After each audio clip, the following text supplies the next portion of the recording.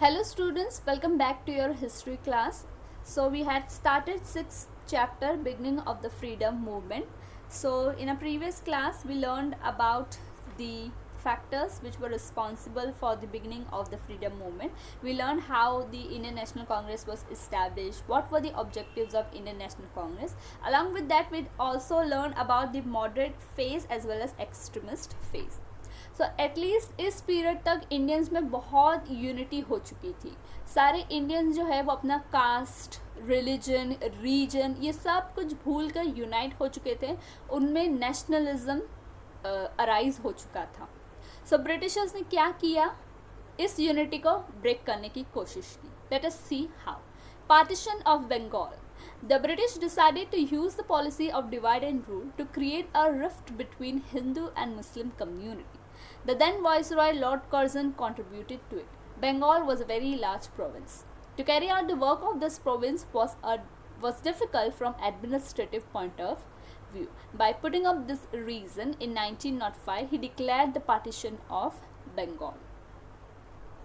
With this partition, arrangements were made such that majority Muslims will remain in East Bengal and West Bengal for the majority of Hindus. The hidden strategy of the British was, if the Hindu Muslims were divided due to partition, then the freedom movement will be weakened. So Hindu Muslim में disunity लाने के लिए Britishers ने divide and rule policy को use किया. So Lord Curzon इन्होंने बंगाल का partition announce किया. एक्चुअली उस टाइम बंगाल जो था वो बहुत बड़ा प्रोविंस था, यानी कि बंगाल, बिहार और उड़ीसा ये सारे पार्ट्स को मिला के उस टाइम का बंगाल था. सो वो लोगों ने क्या रीज़न दिया कि हमें एडमिनिस्ट्रेशन करने में बहुत प्रॉब्लम हो रही है क्योंकि ये बहुत बड़ा प्रोविंस है, तो इसलिए हम इसको डिवाइड कर रहे हैं. और डिवीज़न उन्होंने कैसा किया कि ईस्ट बंगाल और थोड़े आसाम का पार्ट यहाँ पर पूरी मुस्लिम मेजॉरिटी रही और बाकी का बंगाल, बिहार और उड़ीसा ये सारे एरियाज़ में हिंदू मेजॉरिटी रहेगी. ब्रिटिशर्स को लगा कि अगर हिंदू मुस्लिम्स जो है वो उनमें डिसयूनिटी आ जाएगी तो ये फ्रीडम मूवमेंट जो है वो वीक हो जाएगा. सो अब देखते हैं पब्लिक का रिएक्शन कैसे था इस पार्टीशन ऑफ बंगाल को लेके. Anti partition movement. There was public awakening against partition not only in Bengal but all over India. 16th October 1905, the day of partition, was observed as National Mourning Day. So public जो थी वो क्योंकि जागरूक हो चुकी थी तो वो लोग ने इसका अपोज किया. और सिर्फ बंगाल में ही इसका अपोजिशन नहीं हुआ, पूरे ऑल ओवर इंडिया में हुआ. क्यों पूरे ऑल ओवर इंडिया में हुआ? क्योंकि इस पॉइंट तक पूरे कंट्री के जो लोग हैं वो यूनाइट हो चुके थे, है ना. वो लोग एक दूसरे से कम्युनिकेट कर रहे थे क्योंकि ट्रांसपोर्ट की और कम्युनिकेशन की फैसिलिटीज़ से वो लोग कम्युनिकेट कर पा रहे थे एक दूसरे से, इसलिए पूरे इंडिया में इसका अपोजिशन हुआ. फिर 16 अक्टूबर जिस दिन ब्रिटिशर्स इस पार्टीशन को एक्ट में लाने वाले थे, डिवाइड करने वाले थे, उसको नेशनल मॉर्निंग डे बोला गया. So mourning means great sorrow because someone has died. That is mourning. So all over India there were protest meetings to condemn the government's decision. Vande Mataram came to be sung everywhere. As a symbol of unity, Raksha Bandhan programs were held. Students in large number boycotted government schools and colleges and participated in the movement. The leadership of this movement was in the hands of Surendranath Banerjee, Anand Mohan Bose, Rabindranath Tagore and other such leaders. So इस partition of Bengal को oppose करने के लिए लोग जो है वो एक साथ आए. वंदे मातरम वो लोग गाने लगे और रक्षाबंधन का फेस्टिवल सेलिब्रेट किया अपनी यूनिटी बताने के लिए. जो हिंदू ब्रदर्स है उन्हें मुस्लिम सिस्टर्स राखी टाई कर रही थी, ये बताने के लिए कि we are one Indian, we are not different, you can not divide us on the basis of caste, religion. और जो स्टूडेंट्स थे स्कूल्स और कॉलेजेस के, उन्होंने भी जो गवर्नमेंट स्कूल्स थे उसे बॉयकॉट किया और इस मूवमेंट को, एंटी पार्टीशन मूवमेंट को किसने लीड किया? सुरेंद्रनाथ बनर्जी, आनंद मोहन बोस और Rabindranath Tagore. The extent of Indian National Congress increased due to the anti partition movement. It become a national movement owing to the severity of dissatisfaction. The British annulled the participation of Bengal. सो जब Britishers ने देखा कि लोग जो है उन्हें तो कोई फ़र्क नहीं पड़ रहा है, वो तो और उल्टा हमें अपनी यूनिटी बता रहे हैं, और पब्लिक ने बहुत ज़्यादा इसका अपोज करी. सो ब्रिटिशर्स ने इस मूवमेंट पार्टीशन के डिसीजन को कैंसिल कर दिया. 4-point program of the Indian National Congress. Gopal Krishna Gokhale was the president of Indian National Congress session of 1905. He supported the anti-partition movement. Dadabhai Naoroji was the president of the 1906 session. For the first time, he pronounced the word Swaraj from the stage. So, 1905 का जो Indian National Congress का session हुआ था, उसके president थे गोपाल कृष्ण गोखले. इन्होंने anti partition movement को support किया था, और 1906 का जो सेशन हुआ था उसके प्रेसिडेंट थे दादा भाई नौरोजी. सो इस सेशन में उन्होंने फर्स्ट टाइम स्वराज वर्ड का यूज़ किया था. Swaraj means self rule. In this presidential speech, he gave the message that remain united, try sincerely and fulfill the aim of Swaraj, so that we will be able to save lakh of people suffering from poverty, hunger, diseases, and India will get a respectable position among the developed country. So उन्होंने क्या message दिया उनकी speech में कि United रहो, दिल से try करो फ्रीडम गेन करने के लिए, और स्वराज का एम फुलफिल करो, ताकि जो हमारे इतनी सारी लाखों की पॉपुलेशन गरीबी से, भूखमरी से और बीमारियों से सफ़र कर रही है, हम उन्हें बचा पाएँ, और इंडिया को जो दूसरी डेवलप्ड कंट्रीज़ है उनके बीच में एक रिस्पेक्टेबल पोजीशन मिल पाए. सो उनका ये मैसेज था. In the same session, Swaraj, स्वदेशी, national education and boycott. These 4 programs were unanimously accepted by the Indian National Congress. So इसी सेशन में 4 बातें इस एक्सेप्ट की गई थी. क्या? स्वराज, सेल्फ रूल, स्वदेशी यानी कि हम हमारी कंट्री में जो मेड इन इंडिया प्रोडक्ट्स है वो ही यूज़ करेंगे. देन नेशनल एजुकेशन, और बॉयकॉट, ब्रिटिश के गुड्स को बॉयकॉट करना. सो ये 4 बातें एक्सेप्ट की गई थी इंडियन नेशनल कांग्रेस के 1906 के सेशन में. Due to the swadeshi movement we will be self sufficient.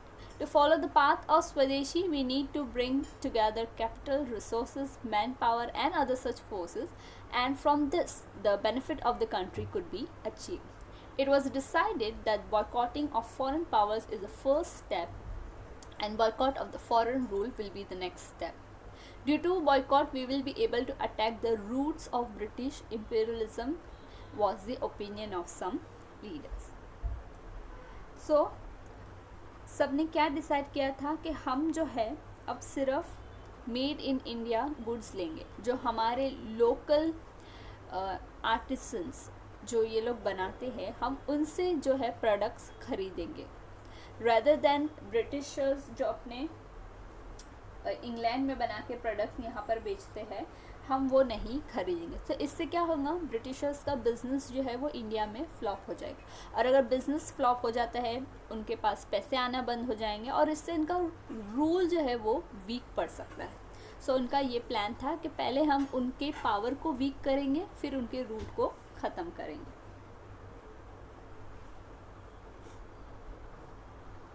Moving further, differences between moderates and extremists. The differences between the ideologies of the Indian National Congress rose to such extent in the Surat session in 1907. The moderates were trying to keep aside the resolution of Swadeshi and boycott. So, जब सूरत session हुआ कांग्रेस का 1907 में, इस point तक moderates और extremist इन दोनों के बीच में बहुत ज़्यादा आइडियोलॉजिकल डिफरेंसेस आ गए थे. मॉडरेट जो थे वो स्वदेशी और बॉयकॉट इसको थोड़ा सा साइड में रख रहे थे. मतलब उनका ऐसा था कि एकदम भी ब्रिटिशर्स का अपोज मत करो, ठीक है. The extremists trying that this opposition should not be successful. और extremists जो थे वो इस चीज़ का अपोज कर रहे थे कि मॉडरेट जो है वो स्वदेशी और बॉयकॉट इसको अपोज कर रही. Gopal Krishna Gokhale, Surendranath Banerjee, Firoz Shah Mehta. Such moderate leaders blamed that the extremist leaders are trying to capture the Indian National Congress. So ये leaders क्या कह रहे थे कि extremist जो है वो कांग्रेस पर कब्जा करना चाह रही है. Lala Lajpat Rai tried to act as a mediator. As per Tilak's opinion, Indian National Congress was a national platform, hence it should not be divided.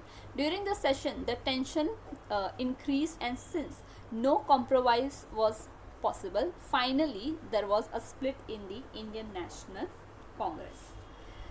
So Lala Lajpat Rai इन्होंने ट्राई किया कि इन moderates और extremist इन दोनों में settlement हो जाए, लेकिन ऐसा नहीं हुआ और डिफरेंसेस इतने बढ़ गए कि इस सूरत सेशन में इंडियन नेशनल कांग्रेस जो है वो 2 पार्ट में डिवाइड हो गई. यानी कि एक जो थी अब उन्हें मॉडरेट लीडर्स लीड कर रहे थे और एक दूसरी कांग्रेस बन गई जिसे एक्सट्रीमिस्ट लीडर्स जो है वो लीड कर रहे. सो इन दी सूरत session of 1907 there was a split in the Indian National Congress. Then suppression of the British. After anti-partition movement, the government was disturbed looking at the influential public protest. So anti-partition movement के protest को देख के, public के power को देख के, उनकी unity को देख के British government जो है वो एकदम shock हो गई कि हमारी कोई भी चाल इन पर चल नहीं रही है. सो देखते हैं उन्होंने क्या मेजर्स अडॉप्ट किए लोगों को वापस से डिसयूनाइट करने की. To control this movement the government use the policy of suppression. Holding of the public meeting was illegally banned. So government ने क्या किया कि जो लोग एक साथ आ रहे थे, डिस्कस कर रहे थे ब्रिटिशर्स के खिलाफ कैसे लड़े, इस बारे में जो वो लोग प्लान्स बनाते थे, तो पब्लिक मीटिंग पर ही बैन कर दिया. Strict punishment were given to those who broke laws. और अगर कोई लॉ ब्रेक करता है तो उसे बहुत स्ट्रिक्ट पनिशमेंट दे रहे थे. School children were also beaten up. हमने देखा ना पार्टीशन मूवमेंट में स्कूल और कॉलेज गोइंग स्टूडेंट्स ने भी पार्टिसिपेट किया था, तो अब उनकी भी पिटाई हो रही थी. Many restrictions were imposed on news papers. Many printing press were confiscated on the grounds of blame of criticizing the government. Writers and editors were imprisoned. Strict action was taken against the extremist leaders. This led to a severe reaction in Bengal. So newspapers जो हमारे national leaders का weapon था, जिससे वो लोगों को जागरूक करते थे, ब्रिटिशर्स की पॉलिसी को एक्सपोज करते थे, उन्होंने न्यूज़पेपर्स पे बैन लगा दी. और अगर कोई न्यूज़पेपर इनको एक्सपोज कर रहा था या इनके खिलाफ क्रिटिसाइज कर रहा था, तो वो लोग वो प्रिंटिंग प्रेस को ही कॉन्फिस्टिकेट करते थे, जब्त कर देते थे. बहुत सारे राइटर्स, बहुत सारे एडिटर्स को जेल में डाला गया. और जो एक्सट्रीमिस्ट लीडर थे हमारे, उनके खिलाफ बहुत स्ट्रिक्ट एक्शन लिया गया. इसकी वजह से लोग जो थे वो और ज़्यादा गुस्से में आए बंगाल के. The revolutionary adopted the means of firing, bomb blast, etc. The bomb attacks were advocated through the Kesari newspaper by Lokmanya Tilak. The charge of sedition was put on Tilak, for which he was sent to the Mandalay jail at Myanmar for 6 years of imprisonment. Bipin Chandra Pal was sentenced to jail and Lala Lajpat Rai was deported from Punjab. सो जो हमारे revolutionary leaders थे, जिनके बारे में हम आगे पढ़ेंगे, जो कि वायलेंस मेथड यूज़ करते थे ब्रिटिशर्स से फाइट करने के लिए, उन्होंने फायरिंग, बॉम्ब ब्लास्ट, ये सारे मेथड्स अडॉप्ट कर दिए ब्रिटिशर्स के अगेंस्ट. सो लोकमान्य तिलक को इन्हें लोगों को भड़काने के इल्ज़ाम में उन्हें 6 years मैंडले जेल, जो कि म्यांमार में है, उसमें भेजा गया. बिपिन चंद्रपाल को भी जेल में भेजा गया और लाला लाजपत राय को पंजाब से हटा दिया गया. So let us see further what happened. Establishment of Muslim League. The British became very disturbed looking at the overwhelming response to the Indian National Congress in the anti-partition movement. The British once again followed the policy of divide and rule. They started using the propaganda that for the safeguarding the interests of the Muslims, they should have a separate political organization. Due to the motivation of the British government, a committee of the upper class Muslims under the leadership of Aga Khan met Governor General Lord Minto. Due to the motivation from Lord Minto and the British officers, the Muslim League was established in 1906. So Britishers जो थे वो Indians की unity से बहुत ज़्यादा परेशान हो चुके थे, तो उन्होंने फिर से डिवाइड एंड रूल की पॉलिसी यूज़ करने का सोचा. सो इस टाइम वो लोगों ने क्या किया कि जो अपर क्लास के जो पढ़े लिखे मुस्लिम्स थे उनको भड़काया. उनको वो बता रहे थे कि आपकी भी एक पॉलिटिकल पार्टी होनी चाहिए जो सिर्फ आपकी कम्युनिटी को रिप्रेजेंट करे, जो सिर्फ आपकी कम्युनिटी के लिए काम करे. सो अनफॉर्चुनेटली आगा खान की लीडरशिप में कुछ जो अपर क्लास मुस्लिम्स थे उन्होंने जनरल लॉर्ड मिंटो से मीटिंग करी और वहाँ पे लॉर्ड मिंटो ने उनका ब्रेन वॉश किया और मुस्लिम लीग जो है वो इस्टेब्लिश हुई 1906 में. Now what happened after this we will learn in a next class.